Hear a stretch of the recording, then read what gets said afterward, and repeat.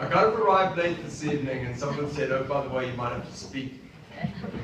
Now, to be honest, I actually only thought we were here to give right and due praise to the Ballinascarthy Committee, and that was the pretense under which I came here tonight. I've got to thank and probably apologise to Jacinta for not really listening to her when she got onto the phone to me earlier and sort of said, you know, would you come out, would you be free that day? And I'm a little bit taken back, to be fair, and I'm not usually short of words. I'm quite honoured that a blow-in would be welcomed this way and stand amongst such great previous recipients of this award. It's actually quite humbling. And I really do wish my family would have been with me tonight had I actually known that we would do this.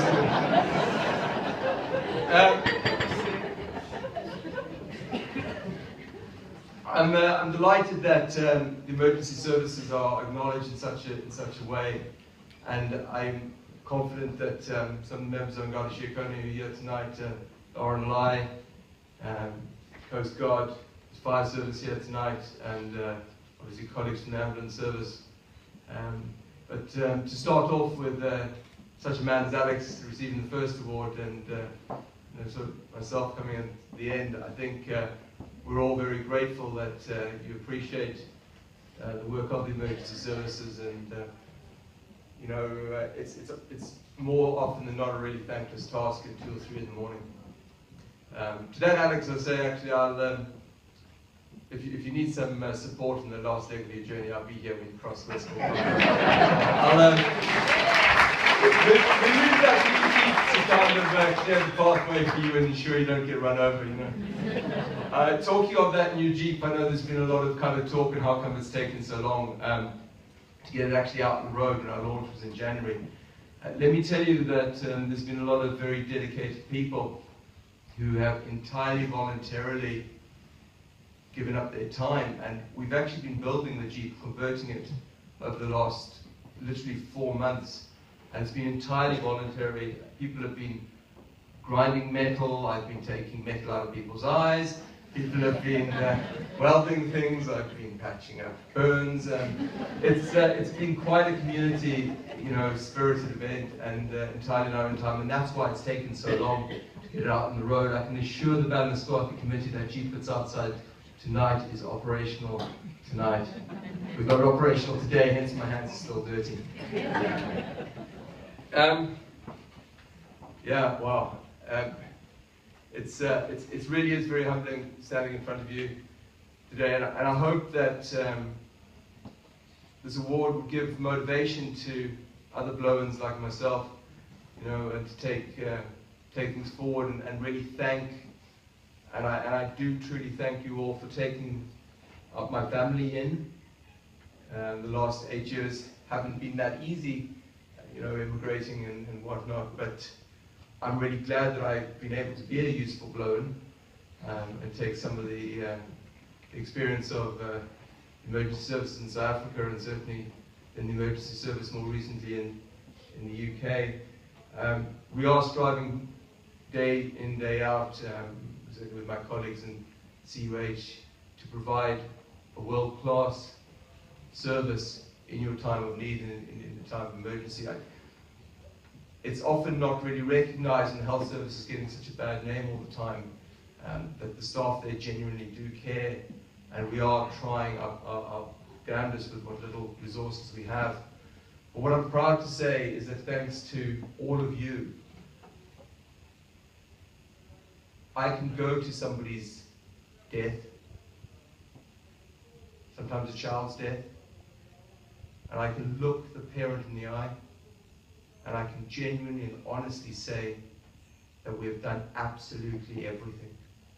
And whilst I might be there at your saddest time of your life, we can genuinely say that we had the right equipment, we had the right drugs, we had everything, and we've been able to do everything that we can.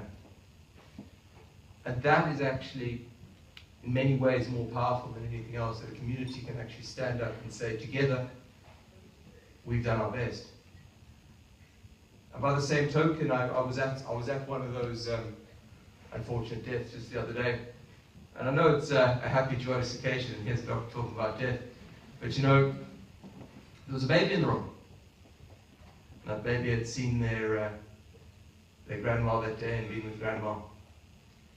I had a look at the baby again, and I had a look at the mother, and I realized, hell, we delivered that baby six weeks previous. So it's really humbling, and I thank you for letting me into your lives in your time of need, some of your darkest hours, some of the people here who unfortunately had me as their doctor. Yeah, like I said that with all honesty, I mean, usually I only respond when you stop breathing, so I don't mind if you don't want me to be your doctor. But also in your happiest times, and it's great to bring life into this world and to share that with you. But thank you for taking my family in, and that's really special. And I do hope that there'll be many more productive Thunderfelders in West Cork for many, many years to come. And I have 4 boys who will certainly boost Ballascotty's GA capabilities and starting to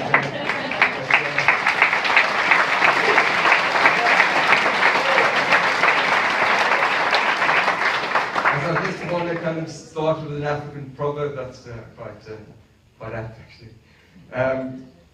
You know, you can't run this alone, and there's no question about it. All I do is for medicine. And behind me is the most amazing committee. Many of the committee members are here tonight, Declan, and sit at the table there. Some of our new ones, Rona's there, Rosie's there, and Archie, and Dr. McConnell, Meg's there, and Aya's trying to take photographs for the website. I do. You know, without these people, these are the guys that have been behind this project from day dot. They're the silent ones, the quiet ones, and you just don't hear about them. And in many communities around West Cork, these are the committee members who just get on with it and just do it. And I'm glad they've all been honoured tonight.